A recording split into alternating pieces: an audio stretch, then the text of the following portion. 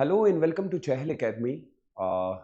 आज हम लोग फिर से एंशियंट हिस्ट्री का लेक्चर नंबर 4 देखेंगे, जहाँ पे हम लेटर वैदिक पीरियड को पढ़ेंगे। अभी तक हम हड़प्पा और अर्ली वैदिक को कंप्लीट कर चुके हैं। इस टॉपिक में हम जानने की कोशिश करेंगे कि आखिर अर्ली वैदिक पीरियड और लेटर वैदिक पीरियड में क्या बदलाव आए। आप सब जानते होंगे कि PYQ यानी कि previous year question paper of prelims and mains में अक्सर यूपीएससी हमसे कंपैरिजन बेस्ड क्वेश्चन पूछता है। यानी for example religion, society, economy और पॉलिटी अर्ली वैदिक की कैसी थी और लेटर वैदिक पीरियड में कैसी। सो हमें यहाँ पे बहुत डीपली देखना पड़ेगा कि क्या बदलाव आया। तो आपको इस चैप्टर के अंदर ये देखना होगा कि चेंज किस फॉर्म में आई। अगर आप वो समझ गए तो आपका प्रीलिम्स क्वेश्चन डेफिनेटली हो जाएगा। इस टॉपिक को भी हमने एनसीईआरटी और आर एस शर्मा के बेस पे ही रखा है। आप अपनी बुक को भी चेक कर पाएंगे। इस समय हम लोग क्लास 6 एनसीईआरटी और क्लास 12 की एनसीईआरटी को रेफर करेंगे। सबसे पहले पढ़ेंगे कि आखिर लेटर वैदिक पीरियड में हुआ क्या। आप सब जानते होंगे कि अर्ली वैदिक पीरियड में जो सबसे इंपॉर्टेंट फैक्टर था कि राजन अभी तक सभा और समिति के साथ जुड़ा हुआ था। लेकिन लेटर वैदिक पीरियड में मैं लेटर वैदिक पीरियड के अर्ली पार्ट के बारे में बात कर रहा हूं, क्योंकि जो बदलाव सबसे ज्यादा आया है वो लेटर वैदिक पीरियड के लेटर पार्ट में आया है। इनिशियली सब कुछ सही था, लेकिन लेटर वैदिक पीरियड के लेटर पार्ट में राजन बदल गया। अब उसको टेक्स्ट चाहिए। अब वो लोगों के ऊपर एक रूल करना चाहता है। सभा समिति अभी है लेकिन पावर कम हो गए। यानी आप ये कह सकते हैं कि राजन ने पूरी तरीके से सभा समिति को अपने कंट्रोल में कर ही लिया है। और वहीं पे अब एग्रीकल्चर एक्स फैक्टर बन के निकला। आप सब जानते होंगे कि अर्ली वैदिक पीरियड में हमारे पास सिर्फ और सिर्फ ज्यादातर कैटल रेयरिंग होती थी। एग्रीकल्चर के आने की वजह से काफी सारे बदलाव हो गए। वो समाजी तौर पे हुए, आर्थिक तौर पे हुए और धार्मिक तौर पे भी हो गए। तो जैसे जैसे राजन एग्रीकल्चर बढ़ता गया, क्योंकि अब ये मूवमेंट भी होगी, क्योंकि ये इंडो गैंजेटिक एरियाज में बढ़ेंगे, तो डेफिनेटली आप इसमें बदलाव देखने को मिलेगा। तो आज हम इन्हीं चीजों को पढ़ेंगे कि आखिर किस तरीके के बदलाव हमें देखने को मिले और क्या ऐसी चेंज है जो हमें देखनी पड़ेगी। और ज्यादातर आपको पॉलिटिकल सिस्टम में देखना पड़ेगा कि वेरिएशन किस फॉर्म पे है, और पर्टिकुलरली विमेन के ऊपर भी सवाल पूछा जाता है। सबसे पहले हम देखते हैं कि अब ये चेंज होके नीचे की ओर जा रहे हैं। अब पंजाब से मूवमेंट हो चुकी है। हम जानते हैं कि अब ये ज्यादातर 1500 इन BC से लेके अब 1600 हम लोग पढ़ रहे हैं। हमारे पास यहाँ पे जो सोर्स रहेंगे वो यजुर्वेद, उसके बाद हमारे पास सामवेद और फिर अथर्ववेद। इसके अलावा हम लोग आर्यंका, ब्राह्मणास को भी पढ़ सकते हैं और उपनिषद से भी काफी सारी इंफॉर्मेशन ली जा सकती है। यानी इस टॉपिक को भी पढ़ने के लिए हिस्टोरियन के पास इनफ सोर्स हैं, बट यहाँ पे भी हम लोगों को ऑर्गोलॉजिकल सोर्सेज के ऊपर उतनी जानकारी नहीं मिली। सबसे पहले हम ये देखते हैं कि इस एरिया के अंदर जो इनिशियली सेटलमेंट थी वो नॉर्थन, वेस्टर्न एंड पंजाब में थी। और आप सब जानते हैं सीज के बारे में बात की गई है, लेटर वैदिक, हिमालयन, विंध्यास। अब मानिए एक्सप्लोर कर रहे हैं, मूवमेंट हो रही है, तो डेफिनेटली जब मूवमेंट होगी तो नई नई चीजों के साथ इनका इंटरेक्शन भी होता जाएगा। और उसी के साथ साथ आप देखिएगा तो ये यहां से मूव होंगे और कोशिश ये की जाएगी कि वो आर्यवर्तास, सेंट्रल इंडिया को भी कंट्रोल कर लें। और उसी तरीके से बाद में आपको याद होगा कि मगध की फॉर्मेशन भी हुई। अब यहां से देखिएगा कि आयरन वगैरह का आना, और फिर उसके बाद गंगा, यमुना, डॉब रीजन के अंदर की फर्टाइल है, तो ये अच्छी खासी एग्रीकल्चर कर सकते हैं। राजन को इसका डेफिनेटली फायदा होगा और राजन कोशिश यही करेगा कि अब सभा और समिति को अपने कंट्रोल में ले ले, या लेटर ऑन सब कुछ खत्म ही कर दे। और अब ट्राइब भी बढ़ते जाएंगे। अब ट्राइब आपका टेरिटरी में कन्वर्ट हो जाएगा और फिर टेरिटरी महाजनपदास में कंट्रोल हो जाएगी। इसके साथ ही अगर आप देखेंगे तो सत्यपता ब्राह्मणा भी एक रेफर करती है कि it mention that the Aryan move कर रहे हैं, और उसमें मेंशन किया गया कि ऐसा हुआ कि जंगलों को आग लगा दी गई। कहीं ना कहीं मूवमेंट के अंदर काफी सारी चीजें बताई गई हैं। उसके अलावा अगर आप देखेंगे तो लेटर वैदिक पीरियड के अंदर आर्यवर्ता, मध्य देशा और दक्षिणीय यानी कि नॉर्थ, सेंट्रल और साउथर्न इंडिया। अब आप ये सोच लीजिए कि भारत के मेजर एरियाज पे ये आ चुके हैं, और डेफिनेटली जब ये आएंगे तो एक्सप्लोर तो होगा, और उसी के साथ ये रिसोर्सेज को भी यूज करना शुरू करेंगे।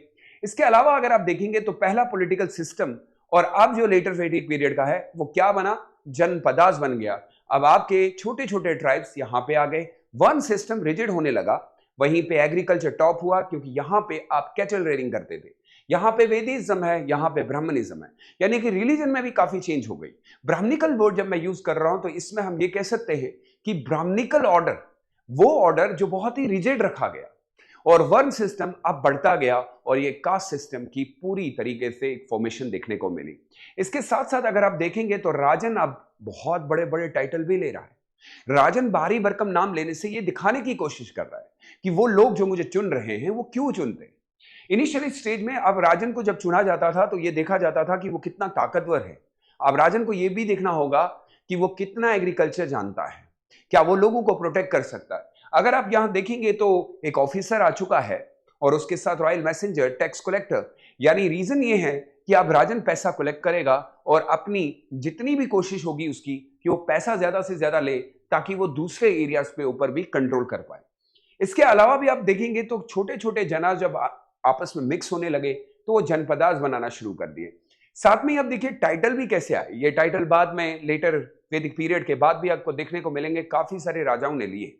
ये टाइटल दर्शाता है और ये शो करता है कि अब राजा अपनी अथॉरिटी को लोगों के ऊपर इंपोज करना चाहता है, और ऐसा ही हुआ क्योंकि लेटर वैदिक पीरियड में सारी चीजें राजा के इर्द गिर्द में ही घूमती थी। इसके अलावा भी अगर आप देखेंगे तो कुरु, उसके साथ साथ हमारे पास पंचाला, उसके साथ साथ हमारे पास काशी, ये सारे एरियाज इंपॉर्टेंट हैं। लेकिन इसमें से जो सबसे इंपॉर्टेंट हमारे पास जो हमें पढ़ना है, let's have a closer look to Magadh. और वही इमर्ज हुआ जहां से हमें पहली डायनेस्टी मिली, जिस डायनेस्टी का नाम था हरियंका डायनेस्टी। जी हाँ, उस डायनेस्टी के तौर पे अगर आप देखेंगे, अब किंग जो है वो अपने आप को पूरी तरीके से रिलीजियस फॉर्म में दिखा रहा है। ये बहुत ज्यादा सेक्रीफाइस करवा रहा है, रिचुअल सेक्रीफाइस बढ़ रहे हैं क्योंकि ब्राह्मणिकल ऑर्डर में वो चाहते हैं कि ये ज्यादा से ज्यादा सेक्रीफाइस करेगा, और अगर वो ज्यादा से ज्यादा सेक्रीफाइस करेगा तो प्रीस्ट की वैल्यू इंक्रीज होगी। अब याद रखिएगा कि अर्लियर और अब में फर्क ये है कि अब राजा जो सेक्रीफाइस करवा रहा है वो टेरिटरी कैप्चर करने के लिए करवा रहा है। अर्लियर लोगों के लिए करता था, उनके बेनिफिट के लिए करता था। तो कंसेप्ट ही चेंज हो गया। राजा अब ज्यादा से ज्यादा लोगों को ये दिखाने की कोशिश कर रहा है कि मैं कितना ताकतवर हूं। इसी फॉर्म में अगर आप देखेंगे तो सोशल लाइफ भी बदल रही है। हमने पढ़ा था कि फैमिली जो है वो अभी भी पैट्रियार्कल है, जो सेम हमें देखने को मिली। अत्रेय ब्राह्मणा कहती है कि अभी लड़की का जो फेम है वो बहुत ही नीचे डिग्रेड हो गया। अब लड़की को उस नजर से नहीं देखा जा रहा। अब ऐसा लगता है कि लड़की एक प्रॉब्लम है और इसीलिए उसको जल्द से जल्द शादी कर लेनी चाहिए। इसीलिए आपको लेटर वैदिक पीरियड के लेटर पार्ट में अर्ली मैरिज के कंसेप्ट भी मिलेंगे। यहां पे हम लोगों को प्रैक्टिस ऑफ सती सिस्टम के रेयर केसेस भी देखने को मिले। इससे ये साबित होता है कि in the women in the royal household enjoy certain privilege, लेकिन ऊपर वाली फैमिलीज जो एलीट क्लासेस की थी वो अभी भी उनको कुछ ना कुछ हेल्प मिल रही थी, या हम ये कह सकते हैं कि थोड़ी बहुत उनकी हालत नीचे वाली फैमिली से बेटर थी। इसके अलावा अगर आप देखेंगे तो मोनोगैमी पोलोगैमी कंटिन्यू रही, जो कि हमें अर्ली वैदिक पीरियड में भी मिली, लेकिन चाइल्ड मैरिज कॉमन हो गई।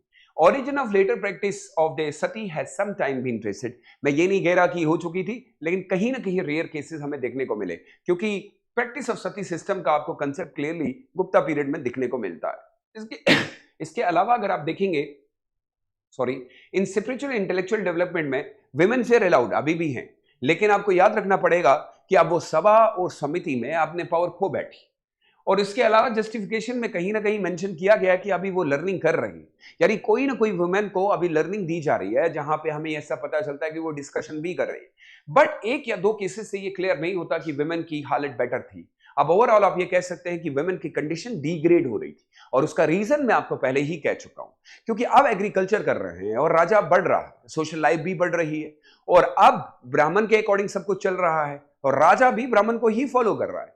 इसके अलावा अगर आप देखेंगे तो 4-4 सिस्टम भी आ चुका है। प्योरली आप देखेंगे तो कंप्लीट रिजिडनेस है, यानी इसमें आप कोई भी चांस नहीं है कि आप कोई भी ऊपर का बंदा नीचे आएगा ना नीचे का बंदा ऊपर जाएगा। अर्लियर वैदिक पीरियड में आपको याद है मैंने कहा था कि ये सारा वर्ण सिस्टम जो है it was based on the occupation rather than by birth, लेकिन अब कंप्लीटली रिजिडनेस है।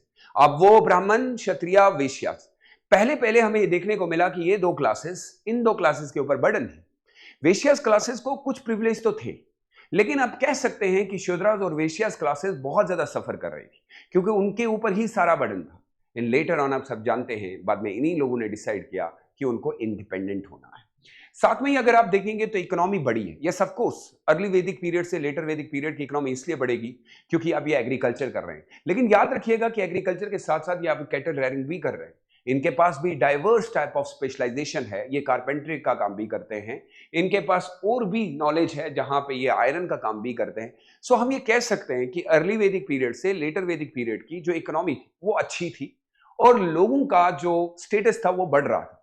बट जैसे जैसे इस इकोनॉमी का बढ़ना शुरू हुआ तो राजा ने अपने हिसाब से लोगों को गाइड भी करना शुरू कर दिया।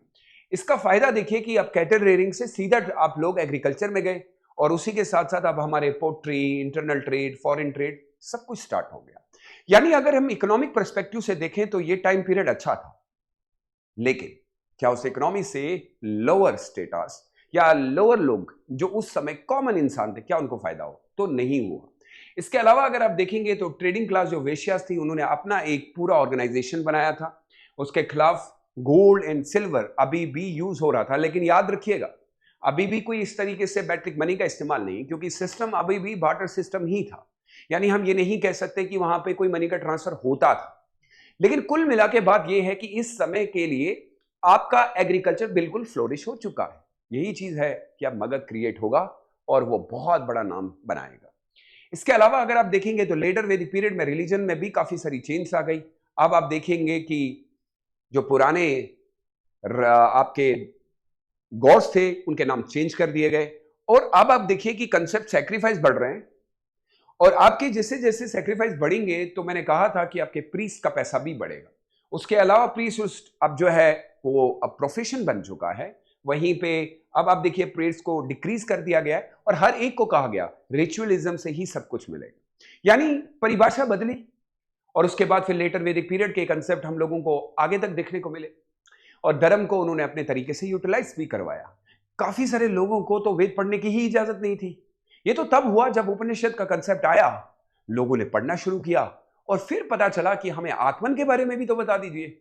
इस तरीके से अर्ली वैदिक पीरियड में मैं चाहूंगा कि आप PYQ यानी कुछ क्वेश्चन दिए गए, जरा देखते हैं हमने अपने इस टॉपिक में से क्या ये सारी चीजें की।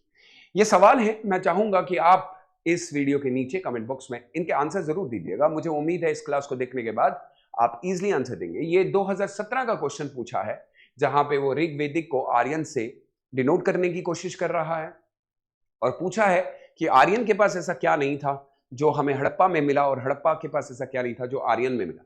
दूसरा क्वेश्चन अगर देखेंगे तो रिलीजन बेस्ड पूछा है। उम्मीद है कि आप इसका भी आंसर मुझे देंगे। बड़ा सिंपल है, 2012 का क्वेश्चन पूछा है, द रिलीजन ऑफ अर्ली वैदिक आर्यन वाज प्राइमरी क्या था। उसके अलावा भी अगर आप देखेंगे तो 2011 में क्वेश्चन पूछा गया है, धर्म के ऊपर ज्यादा क्वेश्चन पूछता है। इससे इंडिकेशन होती है कि आपको रिलीजन के ऊपर ज्यादा पढ़ना पड़ेगा। जब आप एनसीईआरटी के बाद जीएस में जाएंगे तो काफी सारी चीजें आपकी और भी क्लियर होंगी। 2011 के अंदर भी अगर आप देखेंगे तो कहता है धर्म के बारे में बताइए, सेंटर आइडिया डिपिक्ट करिए ऑफ द एंशिएंट वैदिक सिविलाइजेशन, और इस तरीके से ये टॉपिक आपका होता है फिनिश। मिलते हैं नेक्स्ट क्लास में और जहां पे हम लोग अब political struggle of ancient India पढ़ेंगे। So thank you so much, stay safe and stay blessed, see you in the next class, bye bye.